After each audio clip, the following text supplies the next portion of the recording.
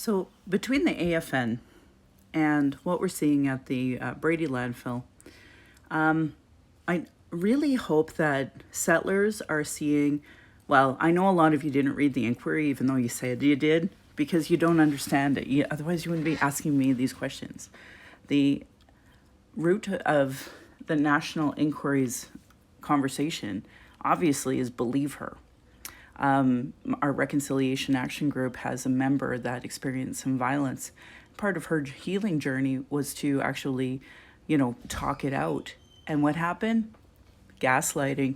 And it's really funny because between all of these different things and this new report from the AFN, I'm going to include it in my 2024 book club in order to help educate folks because I know who came to my book club for the National Inquiry, and I'm telling you, it's not 40 million Canadians who should be reading it and should be doing that work. But I can say the people that do come, obviously they're very invested in trying to be good settlers and trying to understand the issues. But I will say this, I go out of my way not to say negative things about Indian Act elected chiefs and councils because, in my personal opinion, that's colonial politics. That's not our politics. And ironically, a lot of Indigenous people think that's only our politics. So it's really difficult because at the end of the day, I was door knocking for Elliot Weinstein in Calgary Heritage.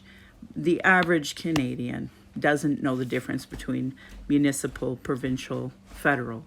But then, the Indigenous people were not only expected to know all the colonial ways, but then we're expected to know all the Indian Act ways, and we're expected to know our hereditary chiefs and members and clan members of our people. So it's so much more for Indigenous people. And then, of course, we have to deal with the lateral violence and internalized racism that colonialism produces all of this messes. So it's so difficult to heal.